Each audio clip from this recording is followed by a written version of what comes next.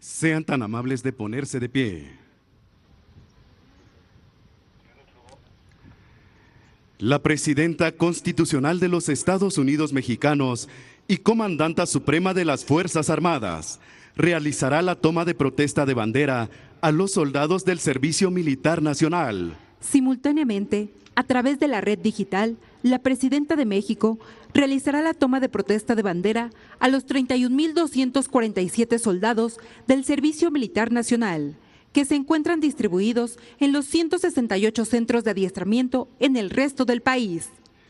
Se hace una respetuosa invitación a la presidenta de México, así como a los secretarios de la Defensa Nacional y de Marina, a trasladarse al templete ubicado frente a la línea de honor para realizar la toma de protesta de bandera.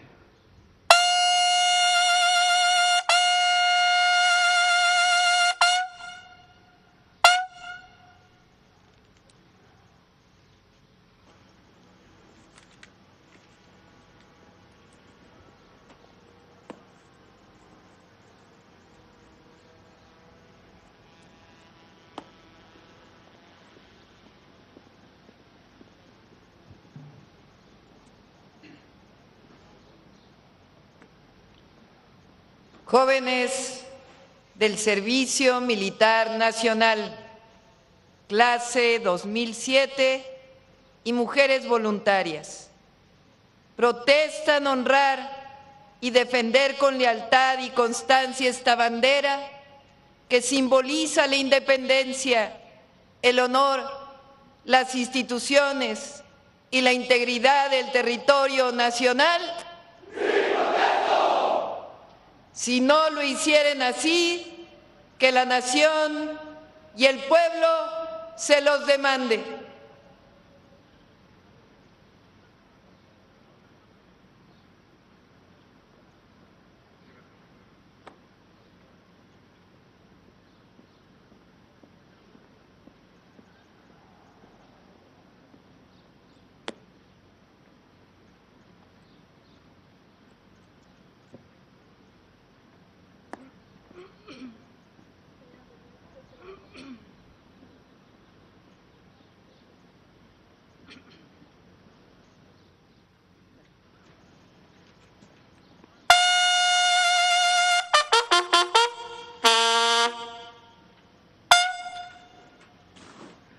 Escuchemos el mensaje que dirige la doctora Claudia Sheinbaum Pardo, presidenta constitucional de los Estados Unidos mexicanos y comandanta suprema de las Fuerzas Armadas.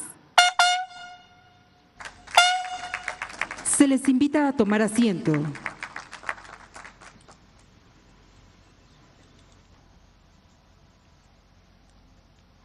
Doctor Alejandro Armenta Mier, gobernador constitucional del Estado de Puebla, general Ricardo Trevilla Trejo, secretario de la Defensa Nacional, almirante Raimundo Pedro Morales Ángeles, secretario de Marina, licenciado Hugo Ortiz Aguilar, ministro presidente de la Suprema Corte de Justicia de la Nación, senadora Laura Itzel Castillo Juárez, presidenta de la mesa directiva de la Cámara de Senadores. A todas y a todos, mexicanas y mexicanos, nunca olvidemos que la independencia de México ha sido construida con el heroísmo de un pueblo que la ha conquistado una y otra vez. Está escrita con dolor, sacrificio y con la voluntad inquebrantable de generaciones que se negaron a ceder su destino. Nunca olvidemos que nuestra historia está marcada por la resistencia frente a las invasiones extranjeras y también por las traiciones internas de quienes desde el conservadurismo han apostado por someter al pueblo y entregar a la patria.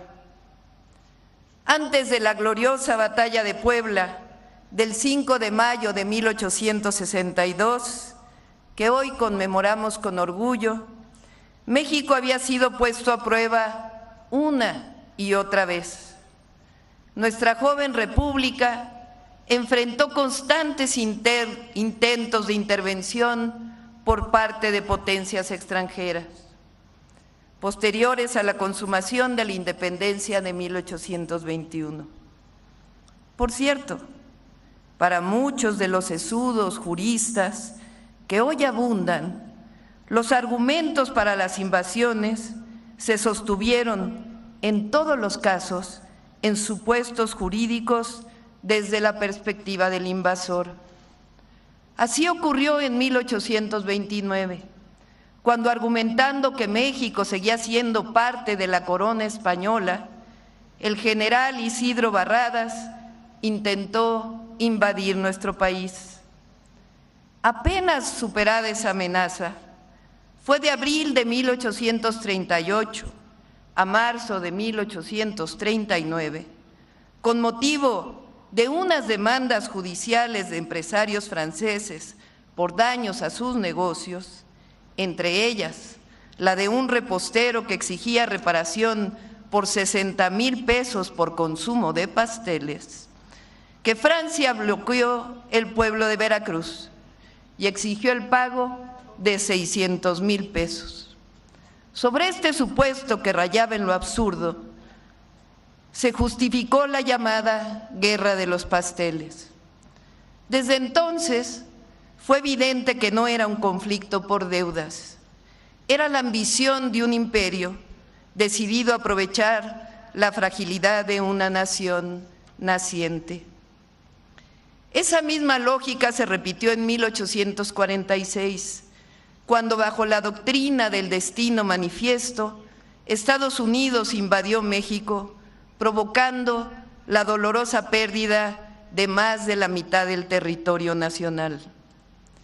Recordemos también, hagamos memoria, que en defensa de los fueros y privilegios provenientes de la colonia, los conservadores se levantaron en armas contra la Constitución de 1857 y las leyes de reforma.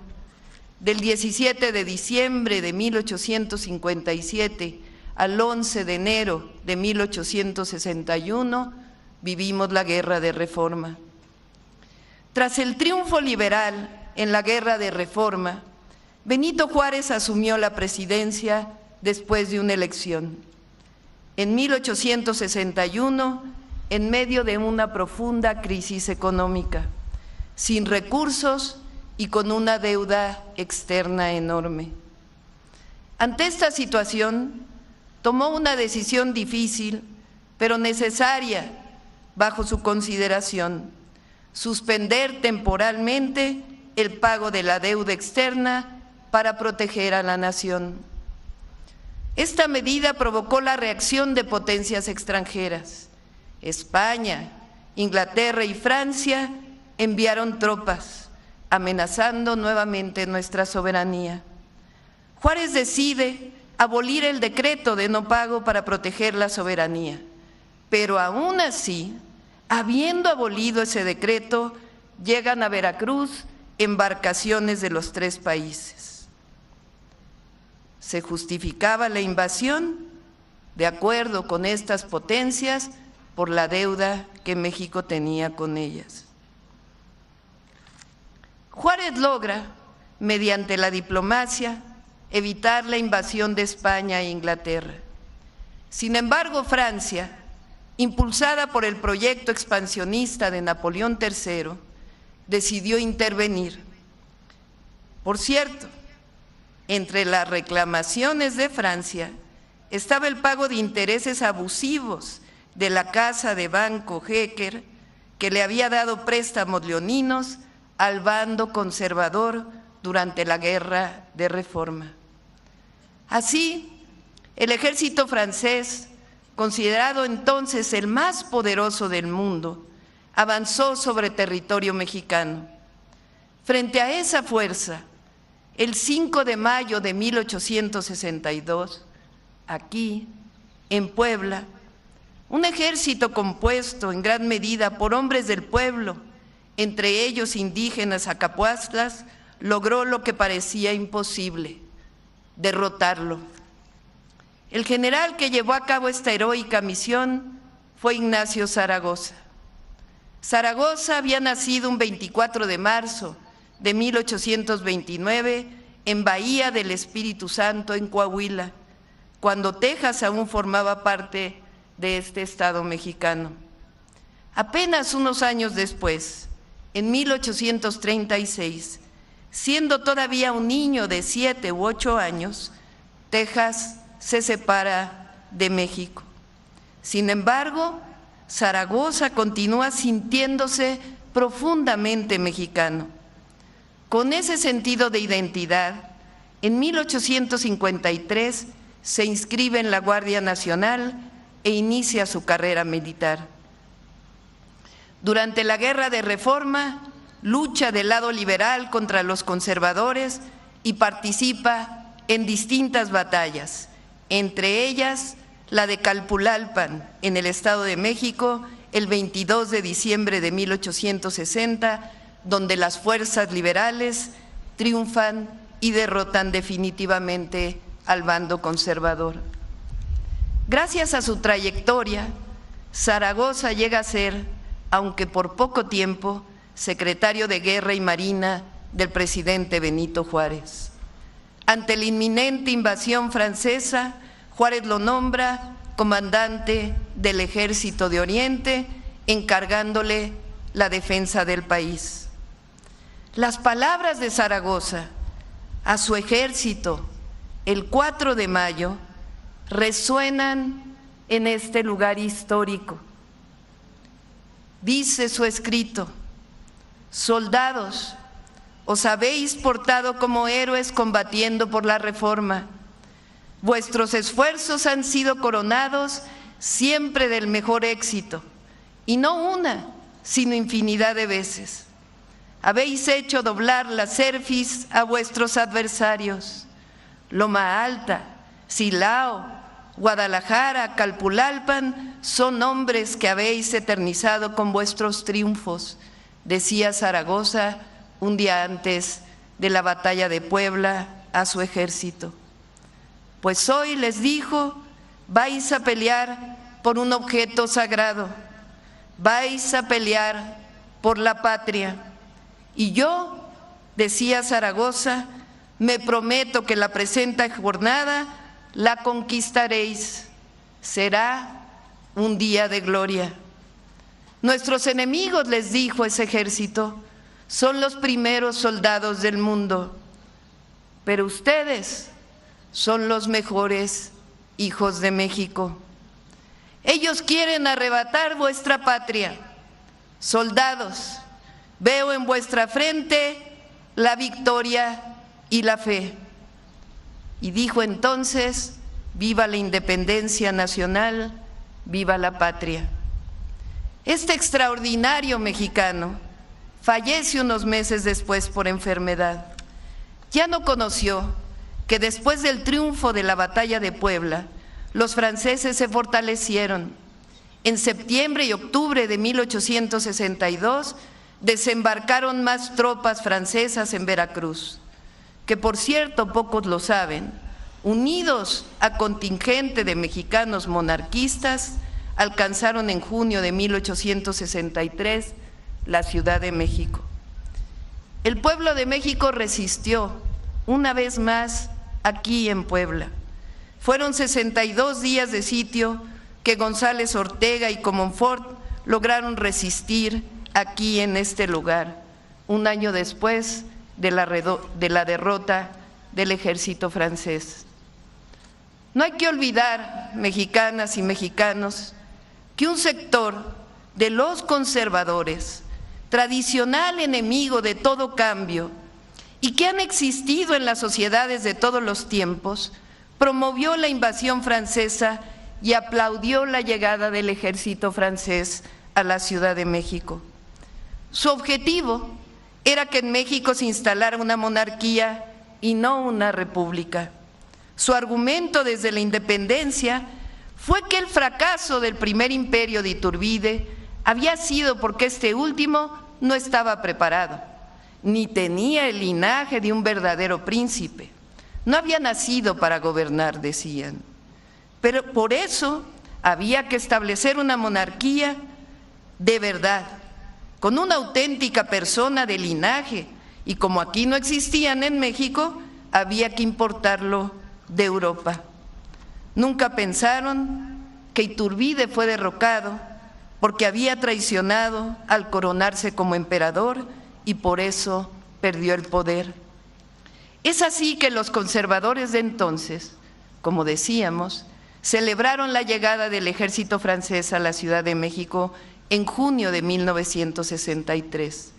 Y ante la duda de quién debía gobernar, buscaron a Napoleón III para solicitarle que mandara a México a un verdadero príncipe. Fue así que en octubre de 1863, una comisión formada por un representante de la Iglesia, el sacerdote Francisco Javier Miranda, un militar, el general Adrián Wolf, y un grupo de conservadores clericales encabezados por José María Gutiérrez Estrada, entre los cuales estaban José Manuel Hidalgo, Joaquín Velázquez de León, Ignacio Aguilar y Morocho, y 3 conservadores más, fueron a buscar a Maximiliano de Habsburgo. En el discurso de ofrecimiento, Gutiérrez de Estrada manifestó que la comisión hablaba en nombre del pueblo de México, que nada añoraba más, según ellos el pueblo, que la paz que solo podía lograrse con el establecimiento de la monarquía. Es decir, estaban de acuerdo con lo que decía Napoleón III: el imperio es la paz. Como todos sabemos, previo a la llegada de los franceses a la Ciudad de México, el presidente Juárez partió hacia el norte. Juárez y los republicanos tenían fe en que tarde o temprano la resistencia nacional vencería a los soldados de Francia. El ejército republicano no volvió a hacer frente al ejército invasor con combates totales, sino en forma de guerrillas. Ante el retroceso temporal de los soldados mexicanos, los generales franceses creyeron estar cerca del dominio total del país. Sin embargo, la estrategia del Ejército Nacional, liberal, republicano, apoyado por el pueblo, mantuvo en jaque a los invasores, fatigando a sus elementos en una lucha que parecía inacabable. Son muchas las historias de aquella época, de mujeres, de hombres, que impedían al ejército invasor estar en paz. Mantener al emperador Maximiliano resultó cada vez más oneroso para Napoleón III. Es así que Juárez y los liberales mexicanos, junto con el pueblo raso, triunfan. Juárez regresó a la capital del país. Ese día, en un discurso histórico, el presidente Juárez le respondió al dicho de Napoleón III. Napoleón III decía: el imperio es la paz. Juárez contestó con su famosa frase: el respeto al derecho ajeno es la paz. Cuando hay momentos difíciles en la vida de los pueblos, siempre hay que recordar la historia y en todo momento hay que recurrir al gigante Juárez, un gigante que defendió a su pueblo, la libertad, la república y la independencia. Pero también hay que recordar el papel de los conservadores del siglo XIX en los momentos más difíciles de la historia, a esos que buscan la intervención extranjera en México, a los que hoy se vanaglorian y defienden la injerencia, a los que aplauden a las televisoras extranjeras cuando hablan mal de México. A ellos les decimos con verdad y justicia que quienes buscan el apoyo externo por no tener apoyo popular en nuestro país están destinados a la derrota. A quienes reviven la conquista como salvación, les decimos, están destinados a la derrota. A quienes creen que el pueblo es tonto, están destinados a la derrota. Quienes buscan reivindicar a Hernán Cortés y sus atrocidades, están destinados a la derrota. A quienes odian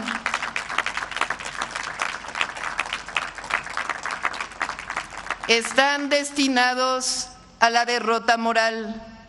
A quienes piensan que la presidenta se arrodilla, están destinados a la derrota.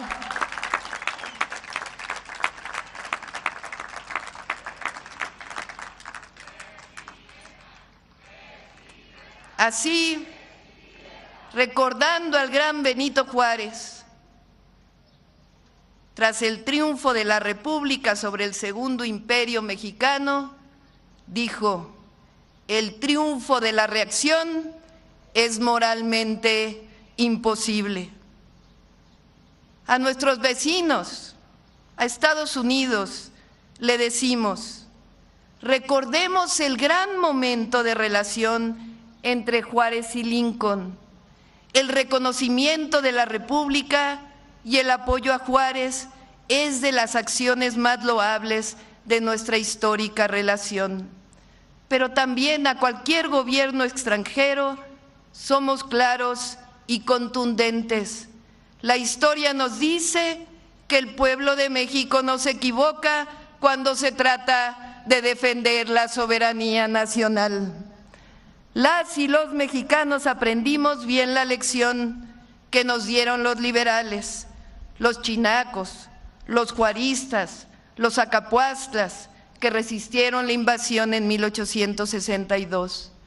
Ninguna potencia extranjera nos va a decir a los mexicanos cómo nos gobernamos. Somos libres, como los indígenas que partieron a las montañas durante la conquista para conservar su derecho a organizarse como ellos decidieran. Somos un pueblo que ama su libertad, su independencia, su soberanía, y estamos dispuestos siempre a defenderla. La libertad y la independencia son justicia y soberanía. Mexicanas y mexicanos, vivimos tiempos extraordinarios. No olvidemos nunca que el camino siempre está marcado por la honestidad, por el amor al pueblo y por el amor a la patria, a la independencia, a la libertad y a la soberanía. Y lo digo con orgullo, nunca se nos olvida. Tengo presente siempre los momentos difíciles de nuestra historia. Tengo presente siempre a los grandiosos héroes y heroínas de la patria, desde los niños héroes hasta el gran Ignacio Zaragoza. Y como decía Benito Juárez, el respeto al derecho ajeno es la paz. Cada embate, cada herida ha fortalecido el espíritu de este pueblo, del pueblo de México, decidido a ser siempre libre. Nada puede estar por encima de la soberanía y de los intereses del pueblo de México. Mexicanas y mexicanos, recordemos siempre, como nos enseñó Vicente Guerrero, que la patria es primero. ¡Viva el general Ignacio Zaragoza! ¡Viva! ¡Viva Benito Juárez García! ¡Viva! ¡Viva el heroico pueblo de México!